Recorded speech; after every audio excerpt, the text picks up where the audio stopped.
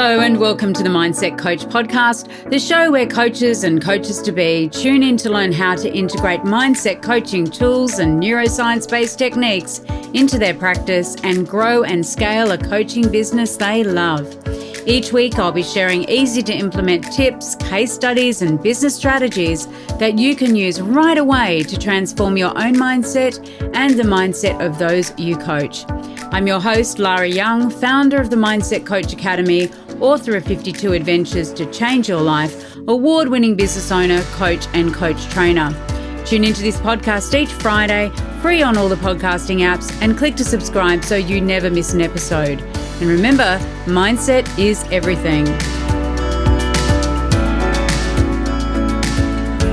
Hello, and welcome to this week's episode, all about the 7 beliefs that lead to procrastination. So let me ask you this. Have you ever put something off that you know needed to be done or that you wanted to do?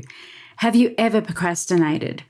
If you're like most people, at some point in your life, or maybe even very regularly, you do procrastinate about the things that need to happen in your life, in your business. So I'm going to share with you today 7 beliefs that pretend to be helpful, but actually may be holding you back from taking action, making goals happen, and your dreams come true. So let's dive right in. And as we go through, just to make a note of the ones that perhaps you have, that you hold, that you can change so that you can be taking action rather than procrastinating on the things that you want to achieve. So the very first one is, I must not fail. Now, this is an interesting one, and this can be aligned with a fear of failure. The belief is, I mustn't fail. If this doesn't work out, if this isn't successful, then I'm a failure. It's a complex equivalence, and it's not true.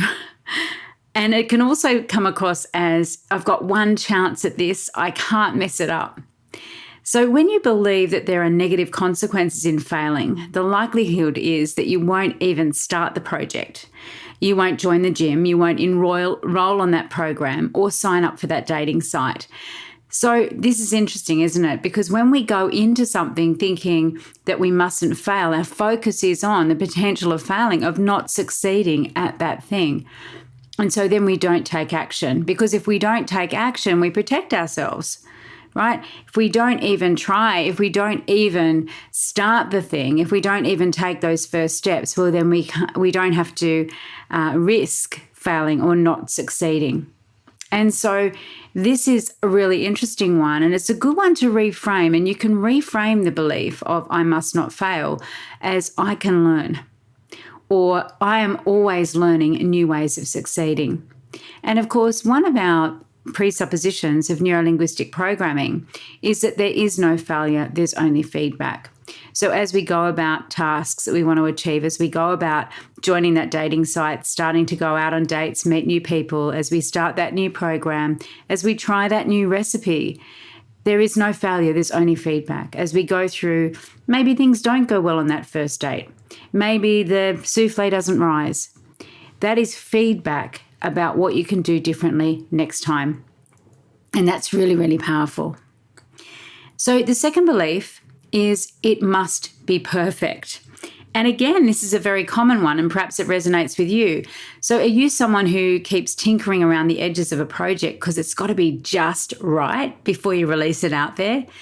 Do you delay getting an offer out, a sales page, a social media post, because it has to be perfect, whatever perfect is? So many people spend so much time wasted. They waste time looking for the perfect image to go with that Facebook post or that Instagram post, to choose the perfect word to describe a situation. And your strive for perfection, it ends up in paralysis and nothing gets done. And so this can be incredibly limiting, and it can lead to huge procrastination. Because what is perfect anyway? And I wonder whether in some instances you can start to try on when it's 70% or 80% or 90% there, I will release it. I will let it go. I will get it out into the world so that at least it is out there. getting feedback so that then you can make changes as necessary.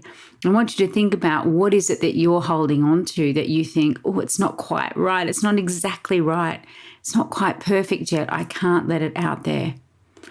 What is something that you're doing that with?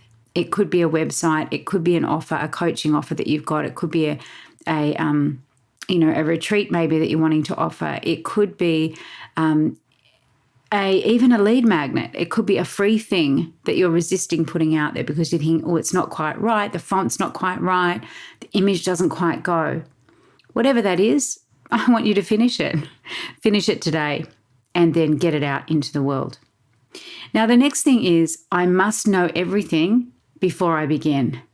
Now, this is really crippling and I see it time and time again.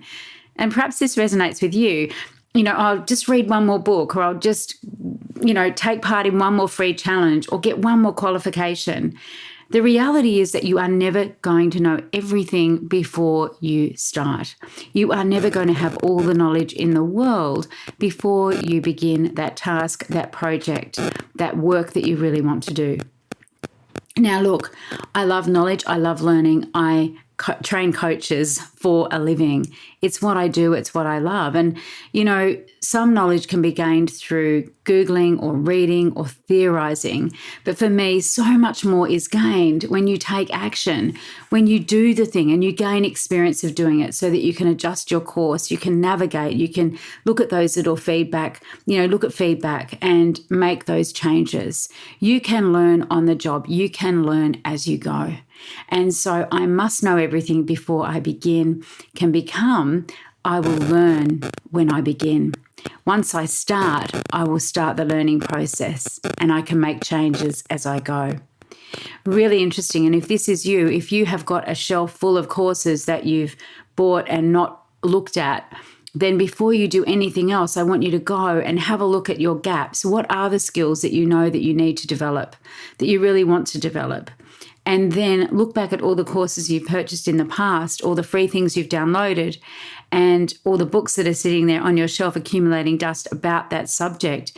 And I want you to work through them before you do anything else, before you buy anything else. And make sure, of course, that whatever the program is that you're dusting off, whatever that book is that you're dusting off, it gives you practical experience, that it's experiential. At the Mindset Coach Academy, of course, our coach training is very, very practical.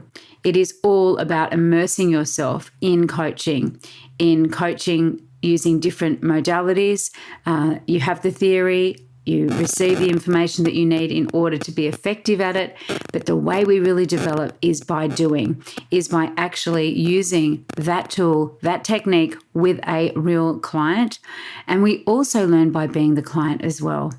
And we learn, again, by observing that interaction.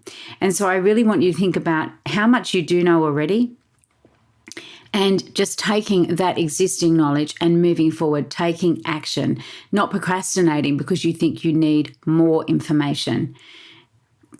Start and then see what happens. The fourth one is I must have help. It's not fair I have to do this by myself. My two daughters, I have an 8-year-old and a 9-year-old. When I ask them to clean up the garage, for example, which is where they have a lot of their toys, they'll say, why isn't she helping? I'm not starting until she gets here as well. Now, sometimes even as adults, this can be crippling when we believe that we need help. We need a second opinion before we make a decision, or we want advice all the time. And that's another form of procrastination.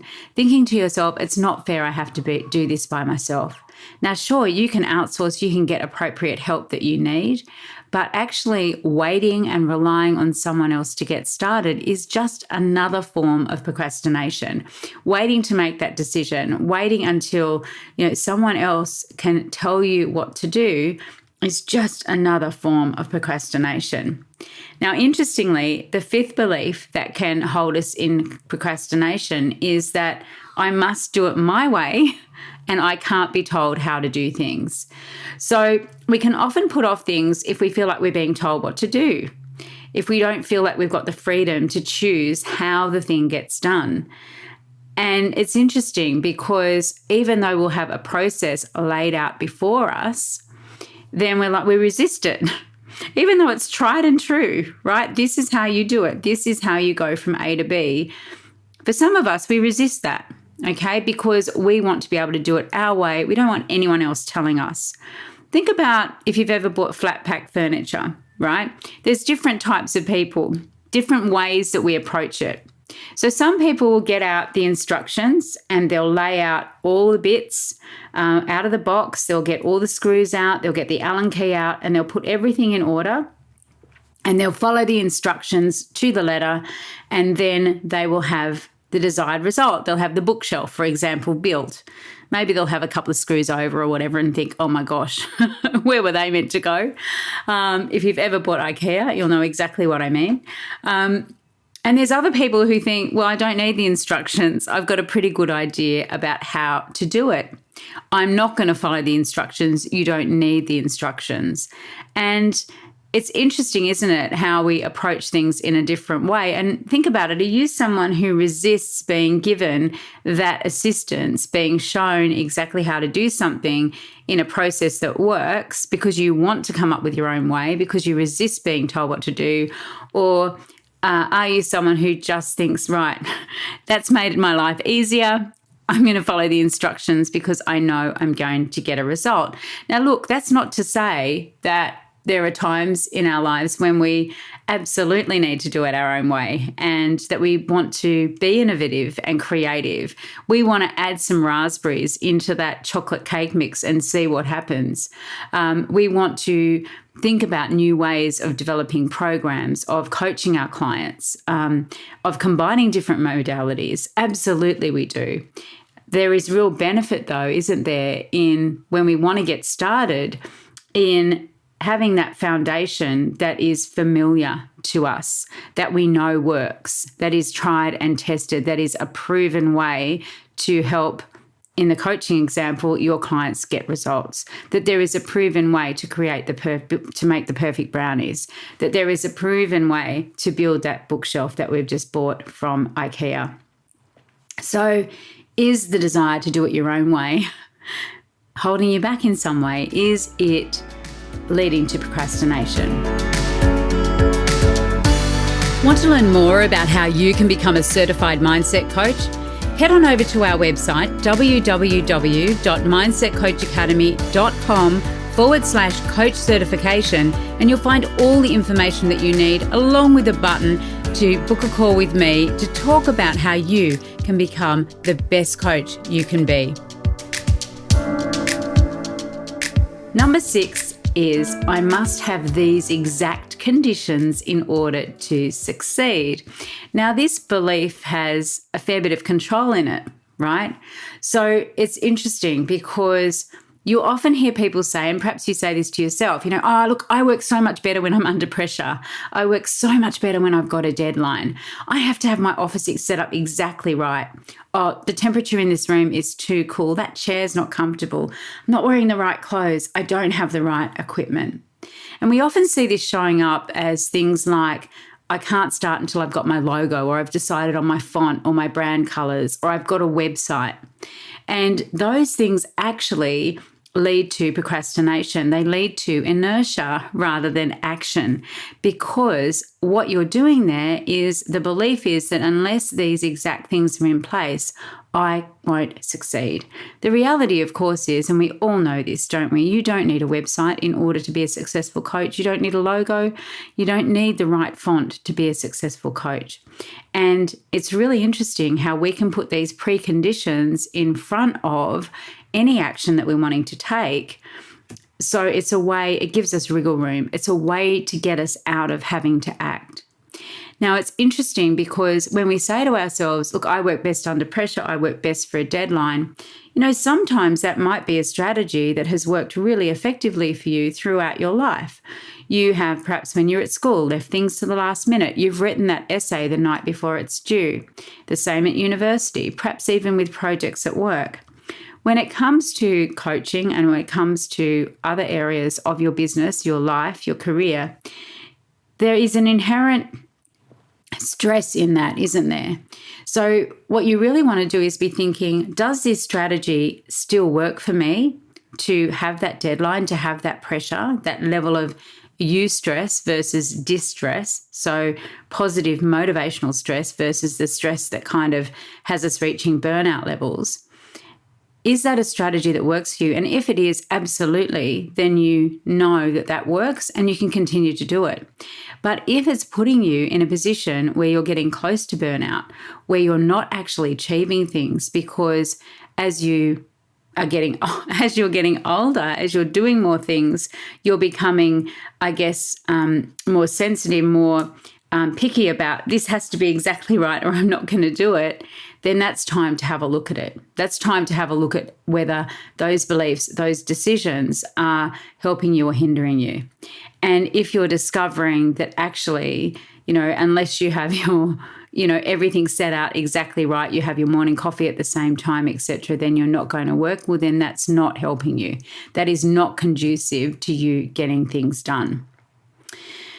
So it is absolutely procrastination. Now, the seventh belief, and the final one we're going to explore today, is that it must be easy or it's too hard. So it's interesting when we think about achieving anything of substance, any big project in our lives, then sometimes it can seem like it's too much, like it's overwhelming. There's so much to get done. There is so much to do. So we think to ourselves, okay, well, how do you eat an elephant? We think of that big thing as this elephant in front of us. And it's like, where do I even begin? Well, how do you eat an elephant? You eat it one bite at a time. And I think procrastination can very easily kick in when we view the whole task as being too big, as being too hard to tackle, as thinking, oh, I haven't got the energy or the time for this. It should be easier. Notice those shoulds creeping in there too. And what happens when we think about a task being too big is that we do nothing. Say, for example, you're moving house and you look around the whole house and you think, oh my gosh, there's so much to pack. I don't even know where to start. And so you order in some boxes and some tape and some bubble wrap. And then they arrive, and then it's a couple of days or even maybe a week before you even think about where to begin, before you even think about assembling one of those boxes ready for you to start packing. So how do you begin a task like that? Is you start one room at a time. You might start, for example, with the kitchen or with your office or with one of the bedrooms. And so you break it down into smaller steps and you reward yourself for those micro achievements. So when you put those labels on those boxes, you put all your books into boxes, then you reward yourself. Go out for a walk, have a glass of wine, have a cup of coffee, whatever it is. That enables you to make progress. That is what starts momentum. Action breeds action.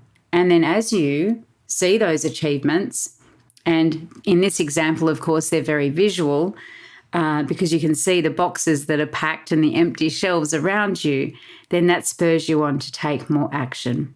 So I really want you to think about, have you got a project that you're wanting to start that you see almost as insurmountable and it see as being too hard for you to tackle? What smaller bite-sized chunks can you break that down into so that it is manageable and so that you can really relish and enjoy the sense of satisfaction that comes when you achieve it, when you take action?